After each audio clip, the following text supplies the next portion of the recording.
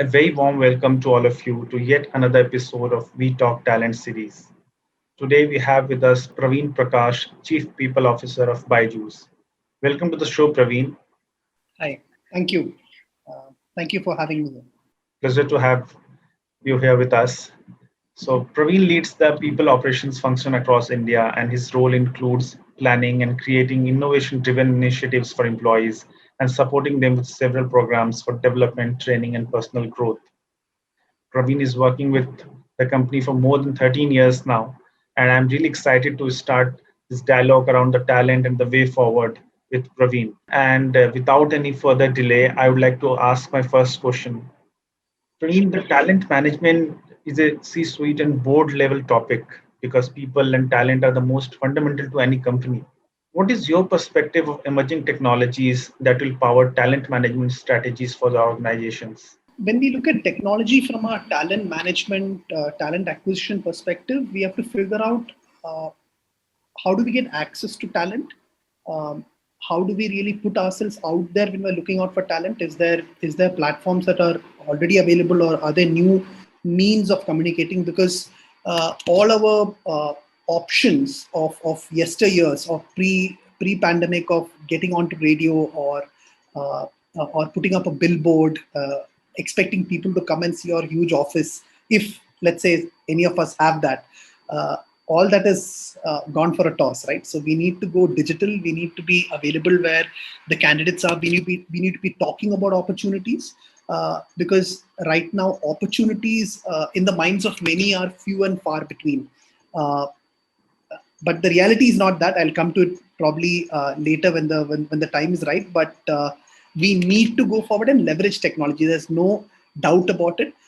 We also have to ensure from a candidate experience perspective, how can we use technology, because candidates, during the process of meeting us for the first time, having their interviews, and also after they've decided to come on board and they're coming on board, there is a whole lot of things that used to happen before in real time, in the physical sense, right? All that has changed. So how can we kind of connect to them, create schedules, uh, maybe have our traditional calls, maybe have meetings and calls like this, to ensure that they are staying connected with the mission and vision of the company that they have joined or they're going to join. It's simple to say a meeting can take care of it, but there are so many other virtual mechanisms that we can deploy. If I were to talk about some, what we have done is we have had virtual catch-ups with others who are coming to join together to talk about, okay, Praveen, these are the other five people who are there, who are joining along with you in this particular department, in this particular technology, having the same kind of skills. We are all going to work in a particular department. Never was possible before, because we used to wait for the candidate to come and sit in our office, right? But now we have the ability to do all these things, or we have thought on our feet to enable all these things using technology. So it's basically communicating and connecting. That's where the advantage lies. You mentioned about billboards, and when it comes to Byju's, we really associate it with branding because we can see a lot of branding of this particular brand. But I would like to ask you something about employer branding. It is something employer branding is another aspect that can't be ignored in talent acquisition. How important is employer branding, and how can organization boost their talent acquisition strategy through employer branding? What are your thoughts? Super important when we talk about employer branding. There is no doubt about it. Uh, See, very basically put, uh, whatever be the mechanism, right? You need to be very clear with yourself and with your employees, your future colleagues. What is the mission of the company, right? So, if you're not mission driven, then there is no employer branding that's possible. But if you are mission driven, like in our case, we're very sure we need to help students. We're very sure we have to have better learning outcomes. We're very sure that there is a problem outside of the student learning circle for parents and teachers. They are also key stakeholders, though they won't use our app like a student or a user. They're also key stakeholders. So our mission is to enable better learning outcomes. Now there are many people who are involved in that. Now when I come into Byju's, I can be in marketing, I can be in technology, I can be in product. I am trying to figure out, or I'll be told how to figure out solutions to these problems for my end users. That's the mission. So we will create the best service, we'll create the best product, we'll create the best experience. Now, different teams will have different, involvement in each of this. Some will be only looking at product, some will be only looking at experiences, some will be fully into services. I don't know whether any of you know this. We have more than 11,000 teachers teaching students. Now, that's pretty large. I don't think we had 11,000 employees, on-roll employees pre-pandemic. But with the kind of changes that we have made, keeping in mind that during this time period, learning effectively for a child is a problem. Having effective minutes of studies is a problem. We have enabled platforms which allow teachers to teach students one-on-one, the way we are having this interaction today. But to enable that, there's also a services element, right? It's not just creating a technology platform. We need to operationally manage effective 11,000 teachers teaching lakhs of students. So it's not just the 11,000 teachers, right? There are millions, lakhs of students. So how do we effectively use that? So all of that definitely required. But coming back to your question on employer branding, I don't want to move too much far away from it. The mission of the company becomes very important. What can we do to reach that end goal? That's important. And communicating that. If we have a mission and only departments are talking about it, people are talking about it in silos, I don't think it really helps. So we need to have that communication channel internally, talk about what are the new developments that are happening. Today it is emails, there are meets that are happening, there are town halls of yesteryears, which has become virtual town halls, large webinars inside the company itself, right? We have small little channel-based approach. We have our YouTube channel, which has become very active. Our Life at Byju's, which is our Instagram channel, different handles that we use on social media, very, very active. So we use all these opportunities to talk about what people are doing. Different employees speak up. Our HRMS portal has become a social media page as such. We have different posts coming up there. Before it was just come in, apply your leave, check if you're getting salary. Now it has changed. There's a lot of communication. People are searching what is going on there. So those are all changes that we have brought in from a brand perspective, because it has to come from within. We have lots of employees to talk about it, right? So they should be clear about where we are headed. Because in these times where we don't meet people, it's very easy to, go astray. You look to the left and right and you'll figure out, where am I? So that feeling should never be the case. That feeling should be eradicated, or that feeling should not come up. So that's the first step for employer branding, which has to start from within. And you mentioned about the number of employees.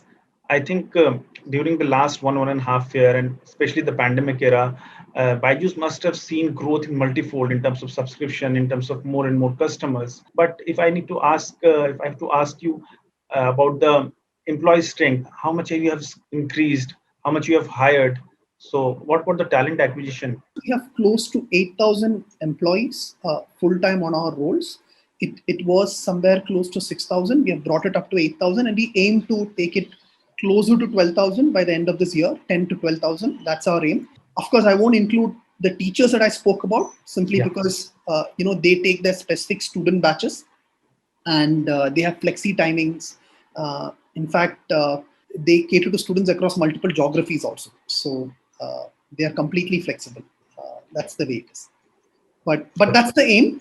We aim to definitely hire. In fact, I had hit upon a recent survey by one of the VCs, and they had told that 72% of startups are on hire mode from May 2020. And I'm talking about a year now, and they continue to be on that hire mode. So that's the reason why I said before that the fact that we are not hiring, or this feeling that there is no hiring happening, jobs are scarce, is not applicable to startups. I'm very sure, because all the investments that we get, we're investing in people. That's the first point of investment, right? You're investing in people, investing in getting resources. So that's anyway not going to stop. If a startup doesn't hire, it is not going to start. Good point. So coming back to the latest trend, which is remote working or hybrid working, as we can say. Multiple surveys highlight that the virtual hiring will continue. Where do you see the longer term future of recruitment? Your thoughts on hybrid hiring? So see, this we have to look at it in basically two parts: before the person is an employee and when that person becomes an employee, right? Your virtual hiring process should be systematic and smooth. There is no doubt about it. Your timing should be fixed. Your mechanisms of interview should be fixed. If you have application tracking systems of yesterday, today those application tracking systems need to be tagged to meeting systems. So it has to be, just for lack of a better example, it has to be tagged to a Google Calendar or an Outlook. And we need those intimations to go to all parties, the interviewee, the interviewer, everyone. So it has to be smooth, it has to be timely. Cancellations is a big no always, right? Even though they're sitting at the comfort of their homes and taking interviews, or the interviewer is also taking interviews from the comfort of their home. But this still can be managed. At least in Byju's, we used to do virtual interviews for a large part of our workforce centrally from one city for across the country. We used to do it even pre-pandemic.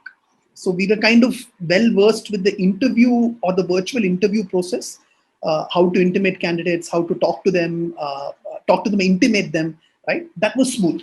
But what we were not prepared for was once the pandemic hit, the new joinee onboarding process.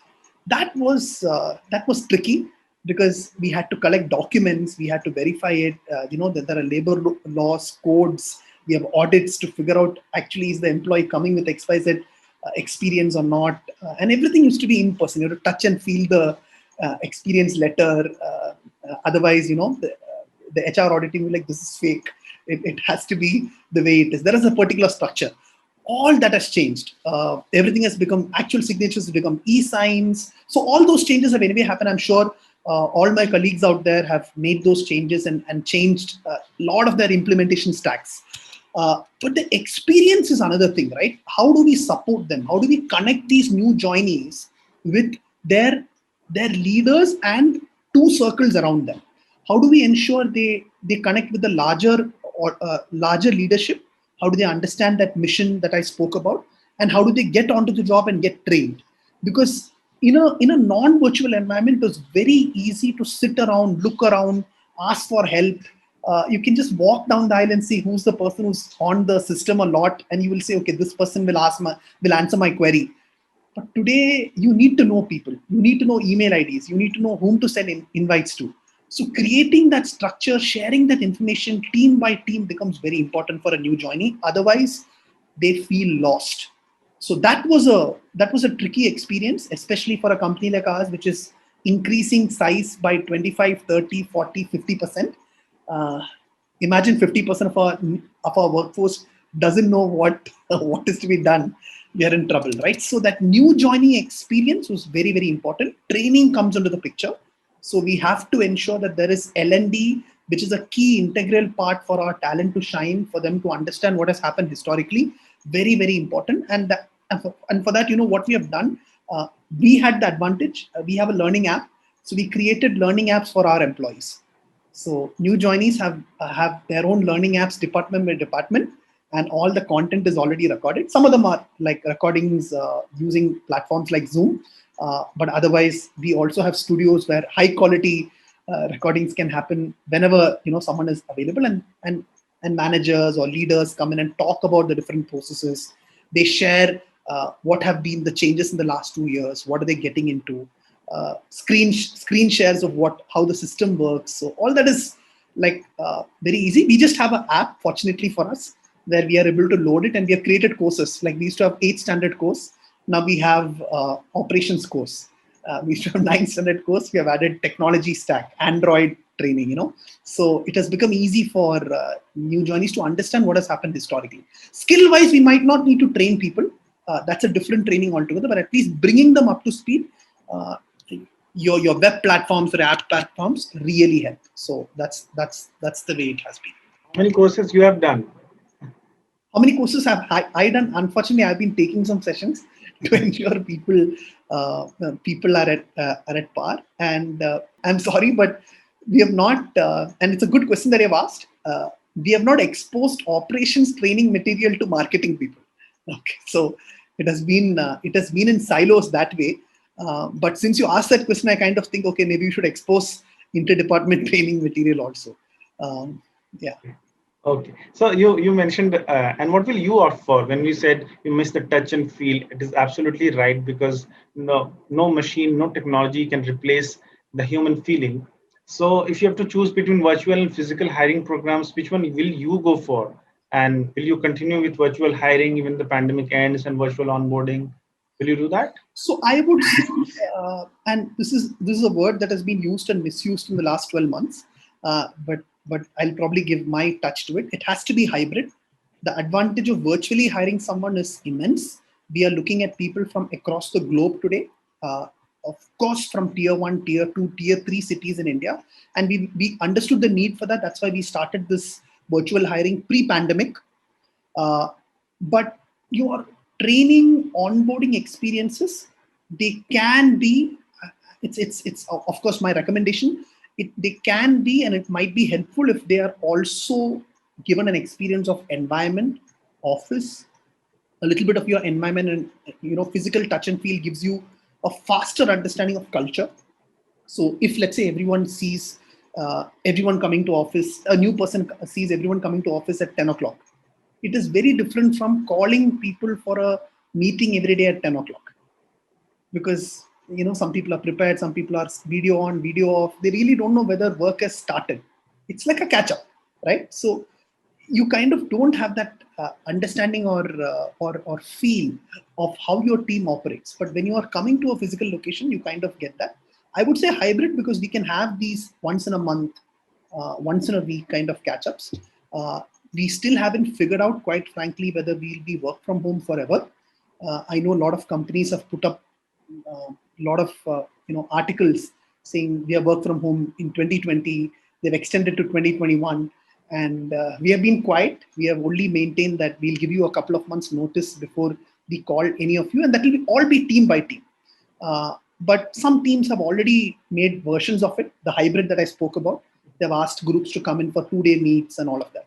Of course, with the second wave of the pandemic that has hit us, that has kind of stopped. We'll have to maybe reinvent ourselves once more to redefine hybrid. But hybrid is there to stay for sure. For sure. We will have remote offices where people can come in. They can work from those offices when they want to, because working from an office environment is more structured and less strainful for an employee. They know when their time starts and when their time stops. When you're at home, and I'm sure everyone will vouch for this, you don't know when work has started, you don't know when work has stopped, right? Calls come, Exactly. you're having the laptop. It just goes on and on and on, and there's no time. But okay, so I'll ask very quickly, I'll wrap it up with two more questions. Talking about the future, how tech is driving innovation in talent management, and where is it heading? It's more of an HR piece. I would just say tech is enabling things. Of course, the fact that now we are looking at people all over the country requires tech to manage. Okay, I'll give a simple example. All of us are trying vaccination drives for employees. Now, without tech coming in, can we connect and give them those opportunities? Without tech coming in, our employees who are in, I think, close to 300 cities, can we have workshops for them? We have conducted workshops for mental health. We have conducted workshops for exercise, regular exercise. So without tech, we cannot conduct 300 different training sessions for Zumba, 300 different training sessions for yoga. We can't do that, right? It has to be using some tech platform. Training, for example, one trainer, 300 locations people are in, 200 locations people are in. You have to use tech. You have to use tech which enables them to even go beyond live and learn on their own, right? Refer things on their own. Repositories become important. So that's very important. Of course, performance management systems, all of them have come to the fore. Some of our, cohorts of companies which have come on board didn't have all the structures. And we've been working hard to create that standard structure in all of Byju's. It's a work in progress, to be very frank, but very, very important, no doubt. I would have to agree with you there that we have to leverage, but it's a work in progress. We'll have to figure it out to really come out and say, yes, we have done it, or we have not. Okay, very quickly, a very personal and professional question as well. I think people who are hearing you will definitely make a note for sure. So what are the attributes you look for in people when hiring? It's a tricky question, but of course there are some desires most companies keep. So for us, quite frankly, we look at folks who would do things on their own. who don't need that eternal push. Uh, of course, it's difficult to find it out, but we kind of figure out the passion of the person coming in. Why do they want to come into the education industry? And this is quite personal to us. So the passion to make that change in education, that's very important.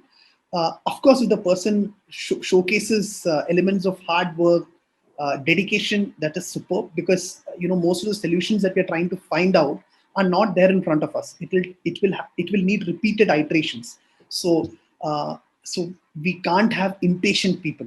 We need people with a lot of patience. We're dealing with students.